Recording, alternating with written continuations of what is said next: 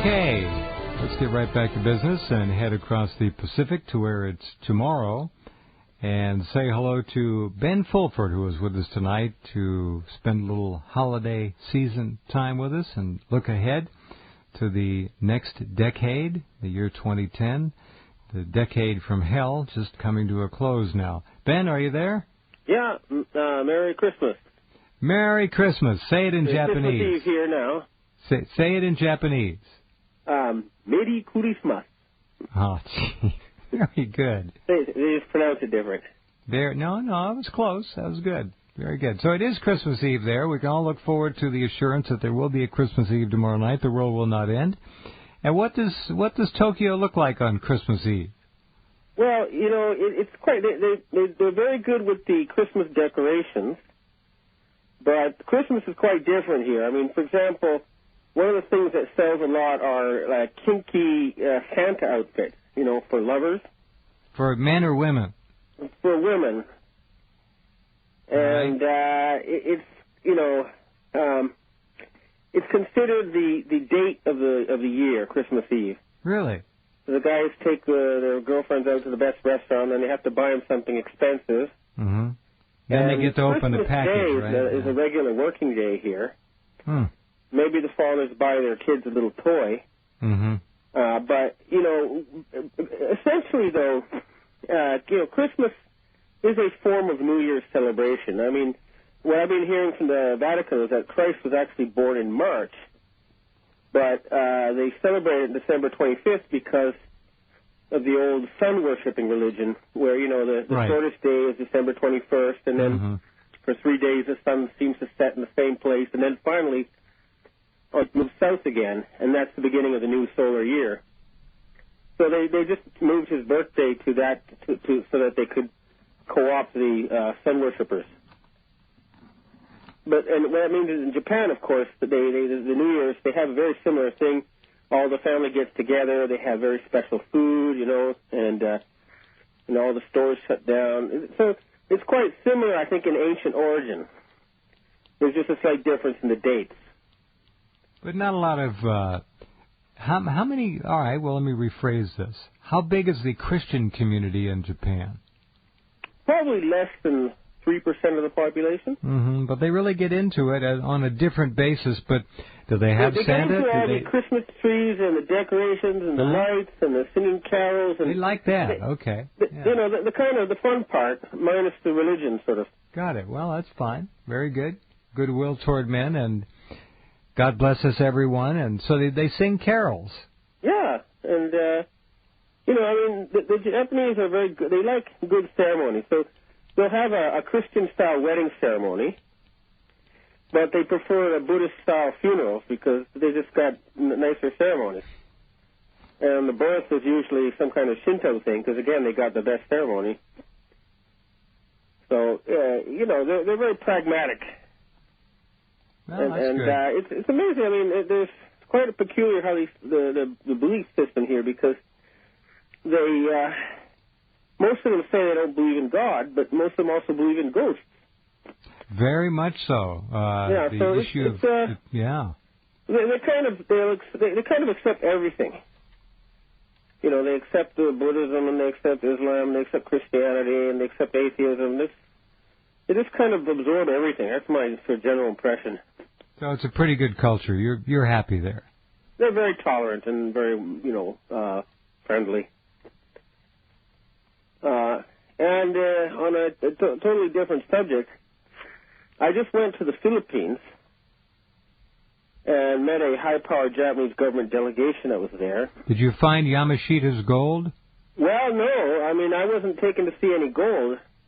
I was taken to a lake, the second biggest freshwater lake in Southeast Asia, and there was a ceremony with shamans, Maori and Australian and Filipino and Japanese shamans, and there was a ceremony on December 21st to mark the a campaign to clean the lake, and the Japanese government delegation was there, and hopefully there'll be major financing for a campaign to clean the planet, and that the lake is just a symbolic first step. So what I learned from this trip is that the real gold is not some yellow metal. The gold is to be found in people's hearts.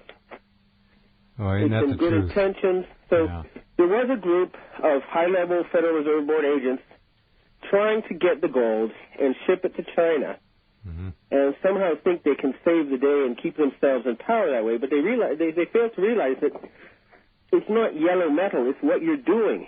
No matter how much yellow metal you have, if you're still going around killing people and robbing their stuff and destroying the planet, then people aren't going to follow you, and you're not going to get control of the financial system.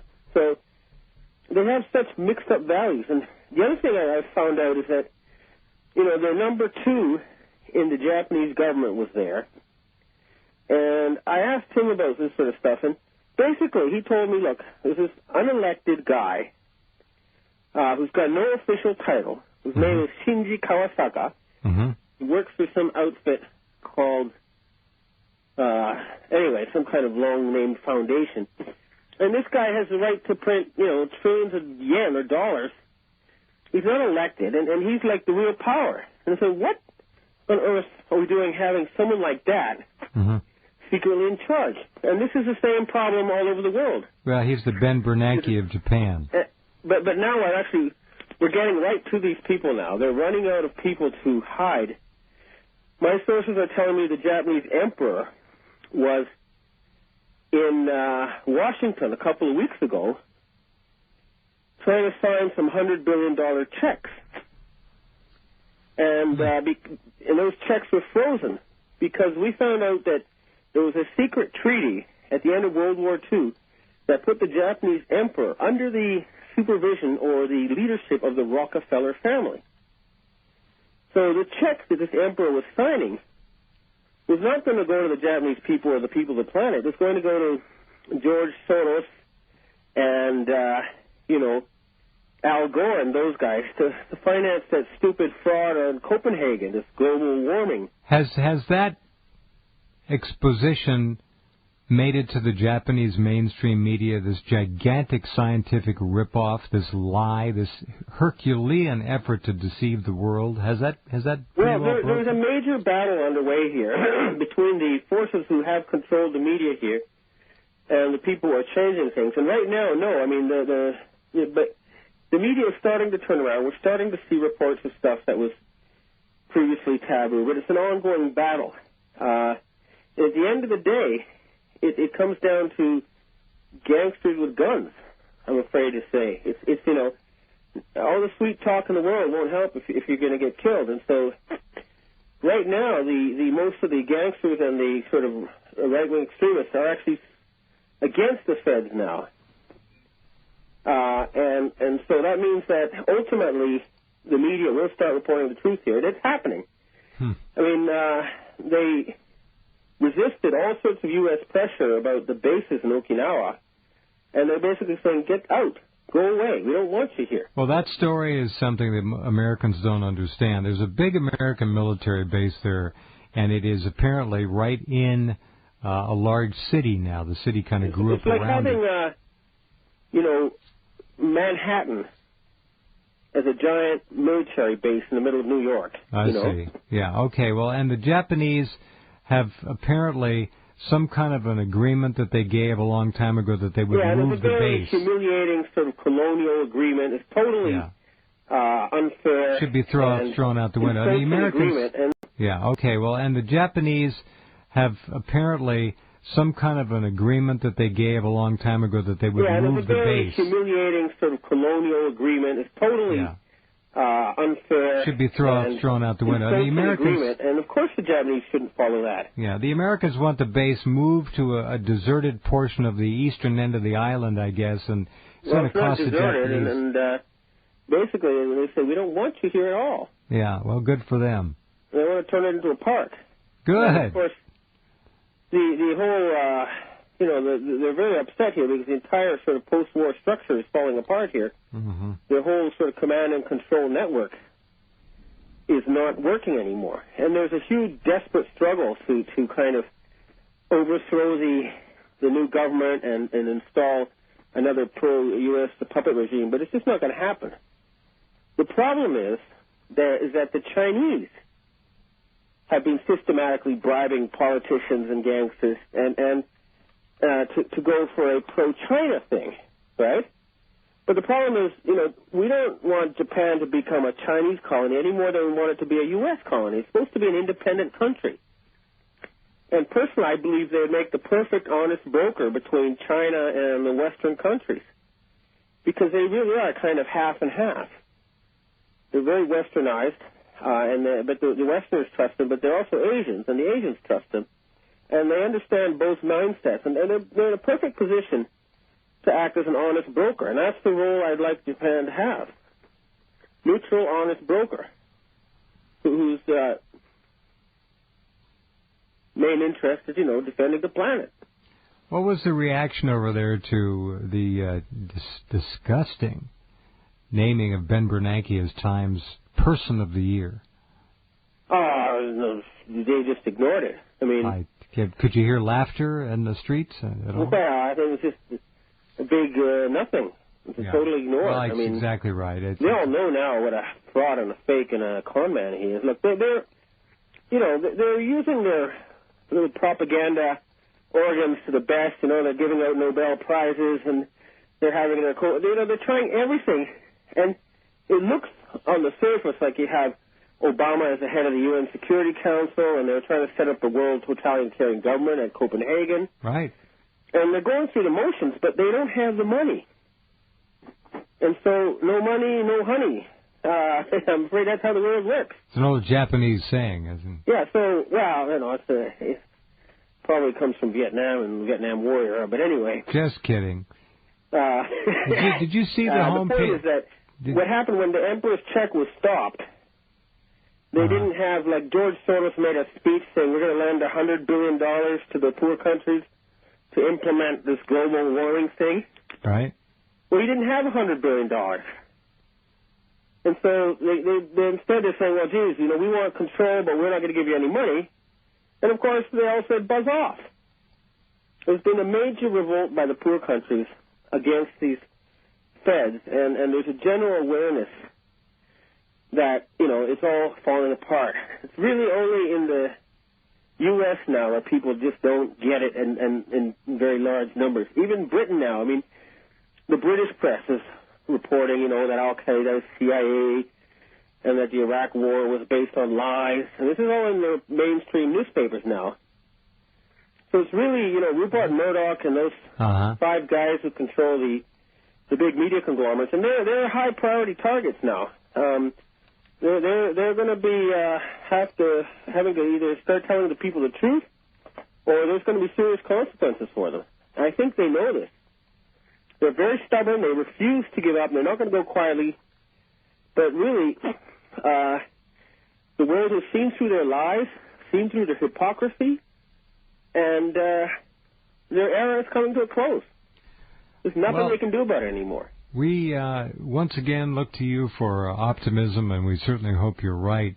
The biggest story I've posted in a while, and I think the ramifications of which are not lost on our listeners tonight, is when Mordecai Vanunu confirmed that Israel has used global thermonuclear blackmail for decades against any government, any country, any power entity that it cannot subdue and subjugate. This is backed up on my site by the United States Air Force paper on Israeli thermonuclear blackmail of America and its foreign policy and how it controls us.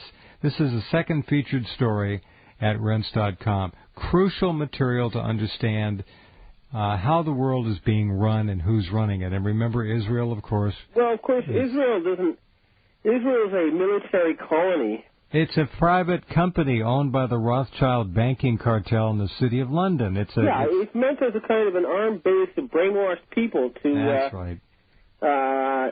Keep an eye on their oil interests. And it's sort of like a huge army saying to the oil sheiks, hey, you better follow our agenda, or we could just go in and seize your oil fields. So here we have the world's third. We have the world's third-ranking thermonuclear power, or fourth, it doesn't matter.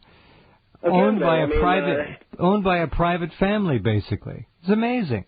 Yeah, but secretly they've been signing away the rights, and the Rothschilds signed away, and there's been a big coup. Queen Elizabeth is now, and this was in the Telegraph newspaper. This is not something that's just based on my own personal sources. I do have sources in the royal family. She's been sidelined, and they're going to skip past Charles, and they're going to go straight to Prince William, who has not been, because Charles and Elizabeth, turns out, were deeply involved with the Nazis, who, call themselves neocons in the U.S., but they're Nazis. It's the Nazi agenda. They hide behind some sort of Jewish thing, but a lot of them are, in fact, Jews, but it's the Nazi thing we're fighting with here. And, it's far older than that, now, Ben. It goes back a millennium and then some. It's a mindset. Yeah, it goes back to it's the Teutonic Knights. Well, it also goes back to the Khazars who adopted Judaism as their official religion in the 700s, and then when they were banished and they fled to Europe, they took it with them, and they continued to practice the same kind of it's a sociopathic. They're basically human slave drivers. That's what they are, and they took it to Europe. They've been doing this for thousands of years. Yeah, and they've been hiding. It goes right back to the Hyksos in Turkey. They found the ruins of 30,000 stone clay tablets, outlining the essential military structures. Yeah, I it's remember structured that. very much like, a Western dining table is long and rectangular. You have an absolute patriarch at the end, and then number 2 on the right-hand side, number 3 on the left, and so on. And that's the control grid. And the further you are from the head of the table, the lower you are on the totem pole, the less voice you have. What's a Japanese dining table look like? It's round. Is it? The Chinese one, too, like the Knights of the Round Table. So, everyone sort of sits in a circle, and they kind of come to a common conclusion, or they each agree to go their own way. So a round table makes it a little more democratic in terms of trying to wield power and influence, and is more conducive to what I'm gathering, coming to some kind of an agreement rather than the power race. It's, the psychology of it is clear, yes. Monkey. And if you look at the chimpanzee colonies or monkey colonies, you realize that there are factions based on families, and there's intrigues, and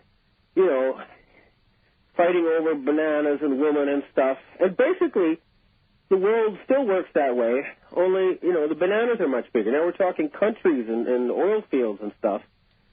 But, under the surface, it's run the same way as a chimpanzee colony, with a few powerful individuals calling the shots, and then people, who are allied with them.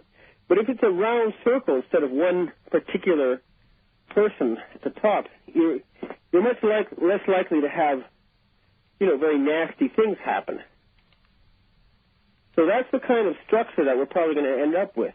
And even if you have democracy, you always end up with a few people in charge. Like what this Kawasaka guy told me, it's like, look, up until now we've had 3 or 4 people in charge, and we basically brainwashed the rest. And I said to him, well, why don't you implement the free energy technology?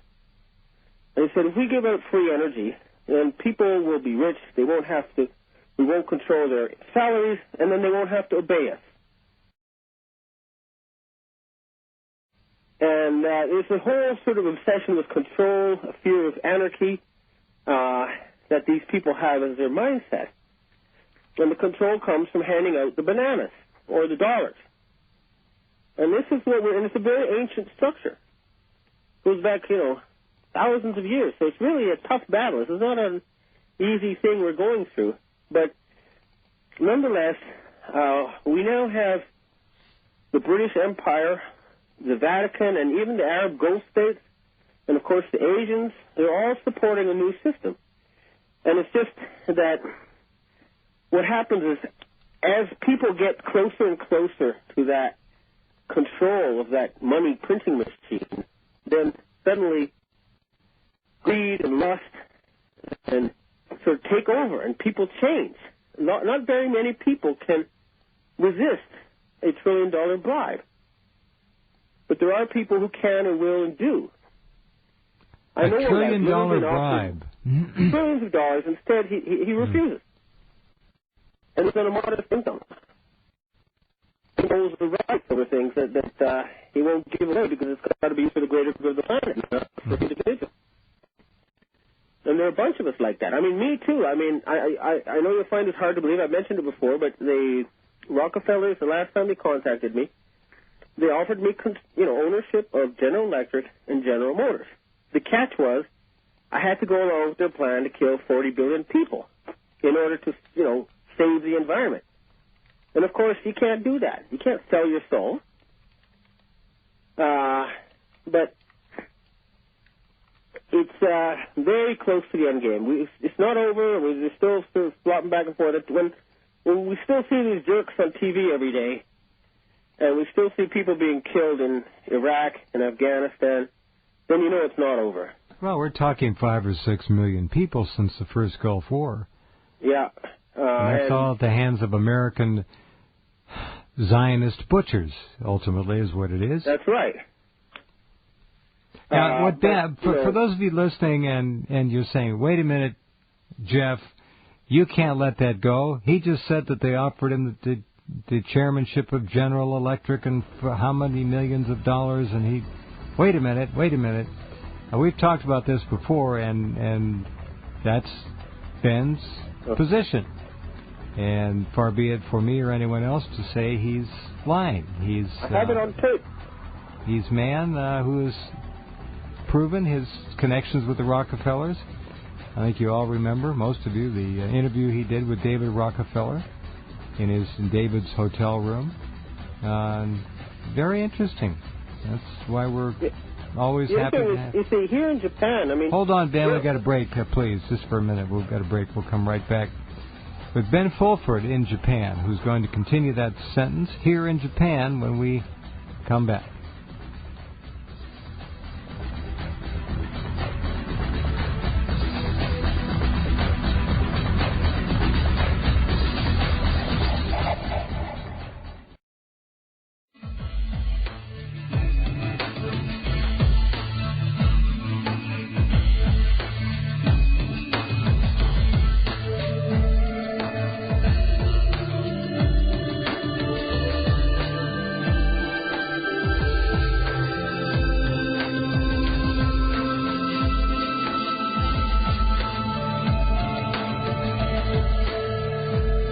Okay, back with Ben. All right, Ben, go ahead. Yeah. Okay. I mean, you see, as the Asia Pacific bureau chief at Forbes, I got to meet all the movers and shakers here in Japan. Prime Minister. Well, you're a best-selling author there. You're a best-selling author there too. Sure. So I know all these people personally, and I have for years, who run the country informally. And they for years they're saying, your people are controlled by the Rockefellers. And I'm thinking, what a bunch of superstitious people these are, right? So finally, when funny things started happening to me, they offered me to join secret societies and all this crazy stuff started happening. I did the research. I had to go back to the 1918 edition of Forbes magazine to figure this out. But John Rockefeller I was worth $300 billion in today's money at that time. And suddenly, he gave it all away, and he was poor. Well, he didn't give it away. He put it into a foundation, which he then controlled, but you didn't have to pay inheritance tax, and you don't have to disclose anymore. And that's what they all do. They get very rich, and they create a foundation. So the world is ruled by the people who run these family foundations, and the biggest ones are run by the Rothschilds, and they number the trillions of dollars. You recently had on your page that Queen Elizabeth was worth $33 trillion. Mm-hmm. And so these are the secret rulers, and they rule by controlling the money. The golden rule, according to them, is he who has the gold makes the rules. And what happened in Japan was that at the end of World War II, control of this country passed from the Rothschilds to the Rockefellers. And I was able to find all this out, using conventional financial documents and stuff. And I talk almost every day now with Rothschild representatives. And I think I've said this before, but the situation we're facing right now is that 90% of the dollars ever created are not owned by Americans. They're owned by Arab oil sheiks and, Chinese and Japanese and European trillionaires and whatnot, and they don't want these dollars to become worthless pieces of paper. The problem is that since the Clinton-Greenspan years, the owners of the Fed have gone and created literally quadrillions of dollars of fake dollars created through fraudulent Ponzi scheme derivatives. And so the battle that's going on now is between the people who have the honest dollars that are made from real trade and these fraud dollar people, and the honest dollar people want to erase all the fraudulent dollars from the books because they never really existed, and then take the real dollars and back them with gold and then rename the currency something else, maybe the Hong Kong dollar, because it never was the U.S. dollar, not since 1913. And so this is what's happening at the very high level, this financial warfare. And you have people like George Bush and Clinton and that whole gang of criminals who's taken over your government since 1985 and, killed Kennedy and been plotting it since long before. I mean, the Nazis are doing everything they can to prevent this. They thought they almost had their world totalitarian government. It was just within grasp. They passed the Lisbon Treaty. They got their unelected EU president. They put Obama in as chairman of the United Nations Security Council. They passed the fascist Patriot Act. They thought they had it. And they did not expect the Asians and then the Arabs and everybody else to cut them off and say, no, we're not giving you any more money. And just as they're about to complete their New World Order, everything starts falling apart. This is a situation as we see it right here in Asia. And I do believe we're at a similar situation to the end of World War II. There's secret negotiations going on about what's going to happen next. But I'm pretty sure that the IMF, the International Monetary Fund, is history. It will be dismantled. Because all they ever did was engage in economic sabotage in order to seize. Well, the IMF is being bandied about as the next global financial. That's the New World Order people in their last desperate gambit. But right. They don't have any money.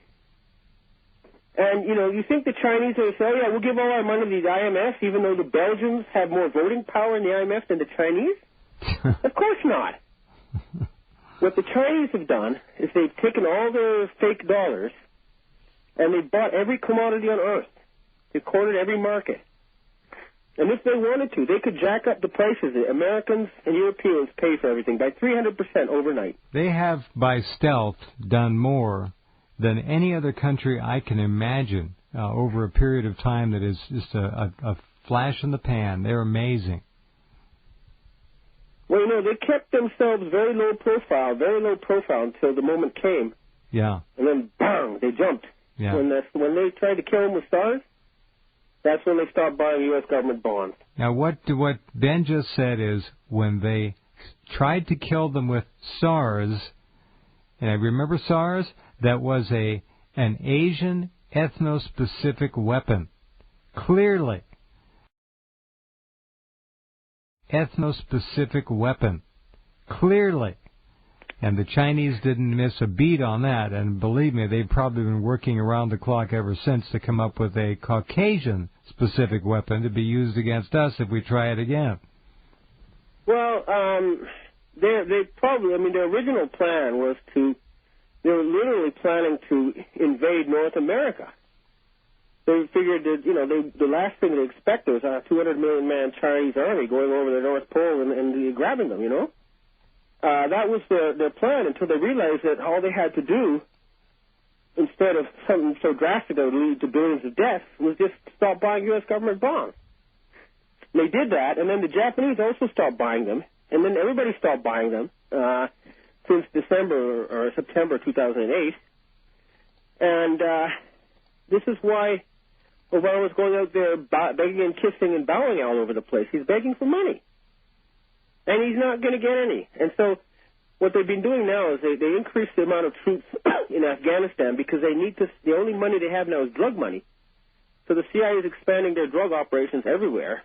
They even sent an agent to me with 70 kilos of marijuana saying, we want to contact the Yakuza because we'll sell this and we'll give you a bunch of money every month. Mm. And I'm saying, hey, I'm not a drug dealer. What are you doing, Go away. Leave me alone. 70 kilos would be several big suitcases. Yeah, and then, many millions of dollars every month. I guess they're trying to bribe me, but this is how desperate they are. I mean, you have a drug-dealing gang that's pretending to be your government. It is the most ridiculous situation imaginable. And fortunately, it's coming to an end. Well, I hope that optimism, that Fulford optimism, is warranted. We will see. Time will tell. Stand by, Ben, if you would. We'll be right back. Mm-hmm.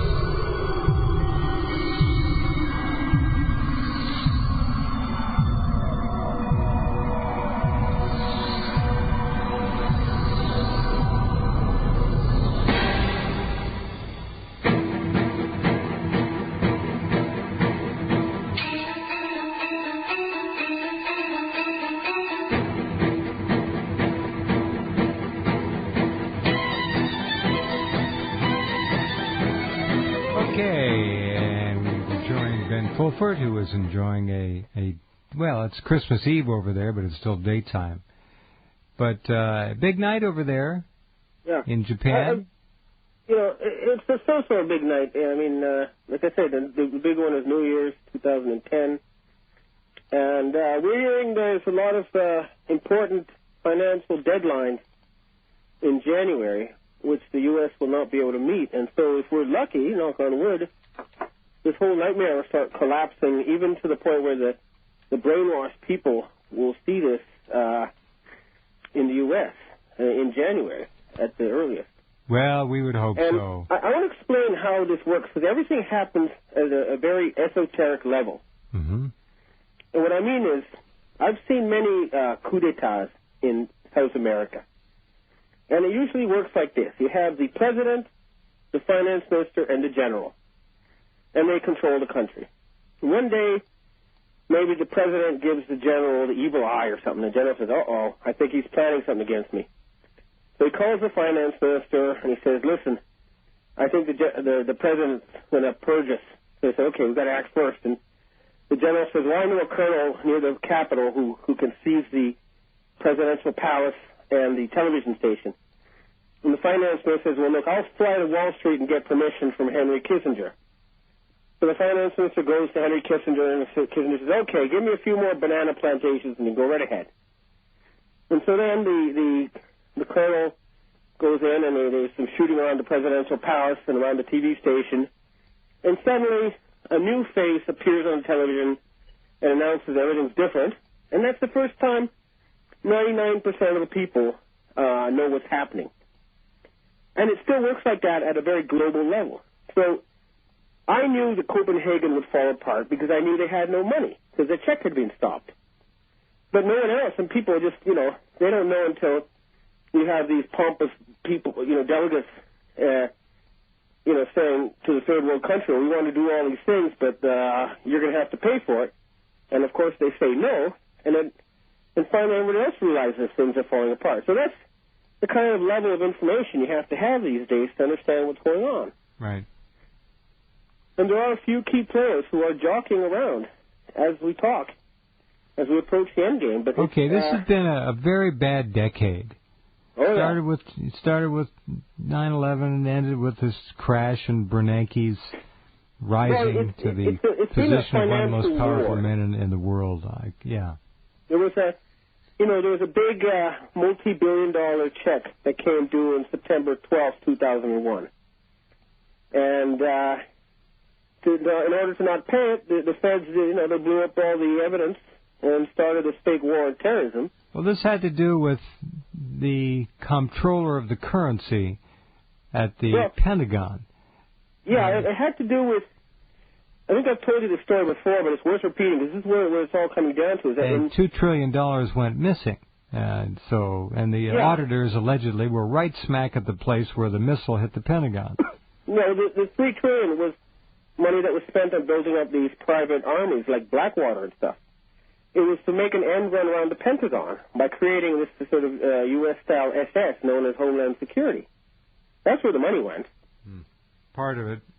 So, yeah, part of it. It was a fascist coup d'etat. The other part is that, I think on our very first interview, I talked about Rockefeller bringing out his, hologram machines and starting his fake end of the world scenario. Mm-hmm. I think we're seeing that now. I mean, we see these pyramids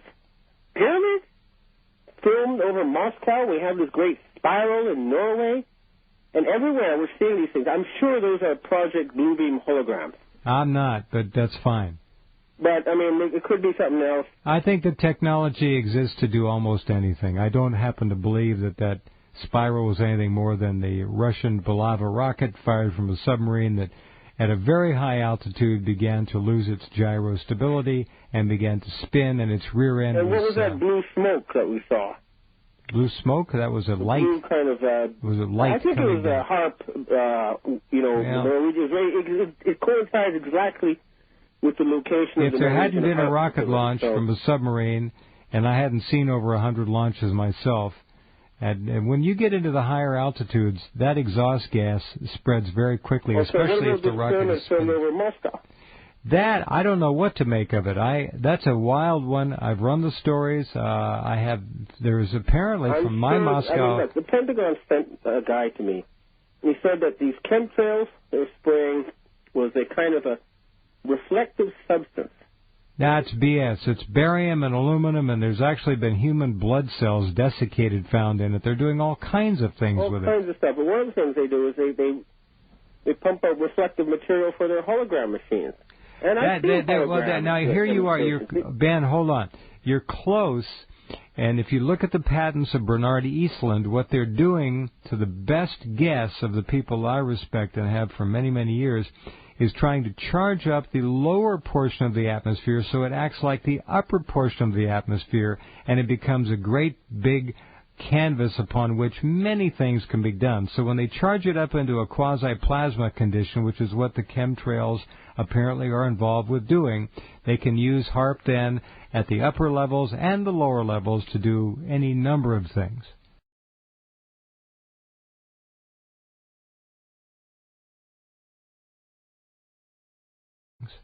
Yeah, so again, we're reaching endgame. When they're pulling out these machines and doing this stuff, they're trying to spread this H1N1, and it's all signs of desperation. Because they weren't expecting to have to do this until 2012. They didn't expect someone to come and stop them before that date. And so they're trying, everything they can. They're very dangerous. They're very desperate. I actually had, for example, a Japanese gangster, who has been in prison for murder, come to me and said that former Prime Minister Yasuhiro Nakasone of Japan offered him $100 million to get me killed. And there were no takers. That's... But this is how desperate they are. They're trying to get rid of people like me because they just think, we can still stop it by our usual method of murder and bribery and lying. But there's just too many of us. Well, I still think if they want to get rid of somebody, they will. I don't know. Well, I'm glad they tried 3 haven't. times with me. One of my colleagues, who also in Japan was a prominent sort of truth seeker and public speaker, was on stage, and he was talking about police corruption when he suddenly had a heart attack. Now, I'm sure he was hit with one of those heart attack machines they have. They use electric impulses to cause them. And there's been an awful lot of people dying here. So yes, they do. But the thing is that if you have protection and if there are consequences, then they can't kill you because they know they will then be killed themselves. So, by the time they send someone to kill you, it's too late. You have to stop them at the level where it doesn't make sense for them to kill you because there would be worse consequences than keeping you alive. That's the level at which this stuff operates. Mm-hmm. So they know I have hundreds of hours of tape recordings that could put them all in jail that would go to police and media worldwide if something happens to me. That's why I'm still here. It was only because they killed my colleague in Moscow. They shot him 10 times that I realized I had to build up such a file because I was dealing with ruthless murderers. Mm-hmm.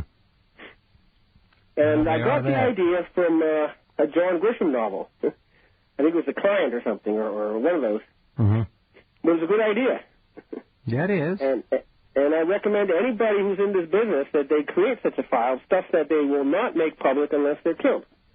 Wait, how many different, don't tell me exactly, but you've sent this file obviously to trusted people. Many, many people in many continents. Yeah, it did. I sent mine to give them to people I don't even know. I sent mine back to you. I don't want it. Too hot to handle. Too hot to handle, huh?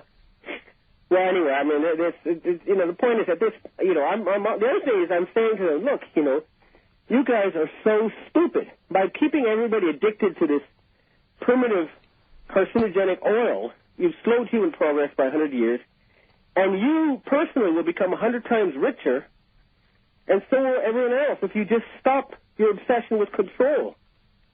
I'm saying, look, you're being stupid. This technology will make everybody, including you, happier, better off than before. But they just don't get it. They're just so obsessed with power and control, and their minds are so small.